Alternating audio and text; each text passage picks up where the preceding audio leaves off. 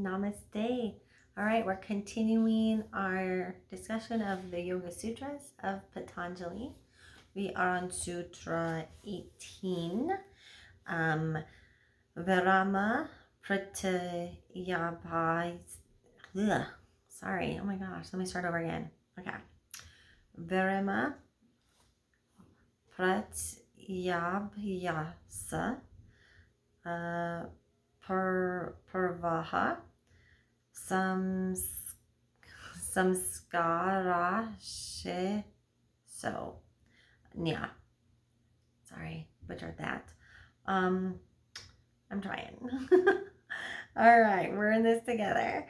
All right, which means by the firmly convinced practice of the complete cessation of the mental modifications, the impressions only remain. This is the other samadhi.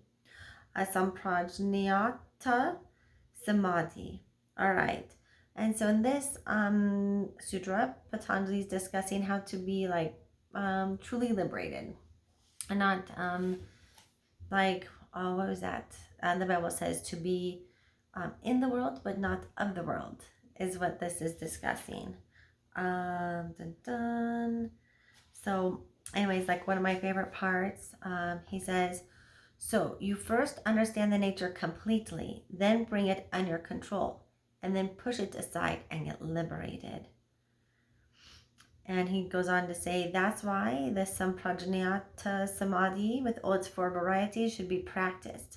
Then you can easily understand the asamprajnata samadhi, because when you understand the prakriti, you can brush it aside and turn into see yourself. You understand yourself to be the pure self, or the purusha, which seemed to have been entangled in prakriti and is now finally free. So, in other words, you turn into yourself. Let's see, how about this in the words? You turn into yourself who is connected with everything, which is connected with God, divine, whatever, universe, what's another word there, source, whatever you want to call this, the infiniteness. That is the true you, that is being.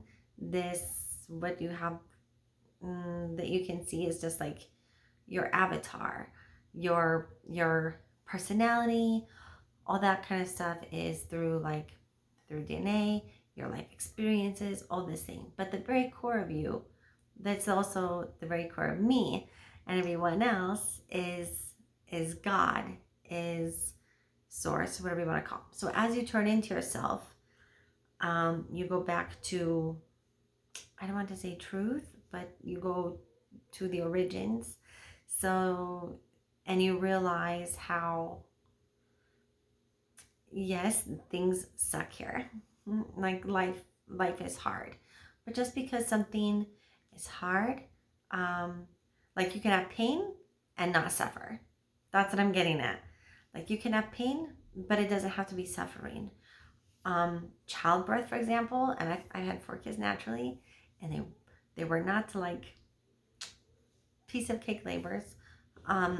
Anyway, it was painful. It was painful. Don't get me wrong. But I didn't suffer. Suffer is a perspective. Suffering is, it is a choice.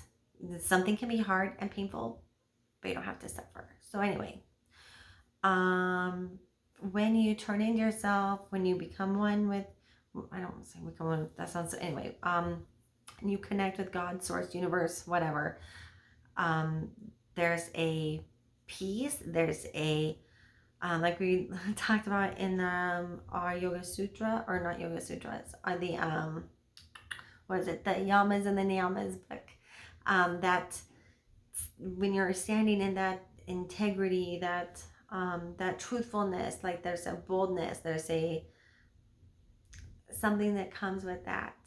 We all know those people who have that confidence, for like, where does that come from?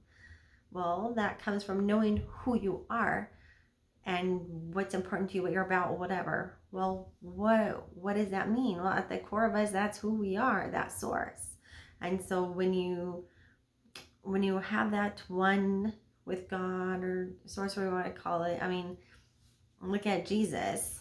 I mean, not a wimpy dude. I mean, it took a lot of guts to go around and do what he did. And he was able to because he had that divine connection. And we all can have it. That's what, I mean, he said it how many times? I mean, so yeah. And I just want to be clear, there is a big difference between Jesus and religion. Religion is something that is man-made, and Jesus would have been against religion. I'm just gonna leave it there. Anyways, that's a whole different topic. But yeah, so this is what Patanjali is talking about. So yeah, leave your comments. Get the book. Join me in these discussions. I'd love to hear what you guys have to say. I hope you all are well. Namaste.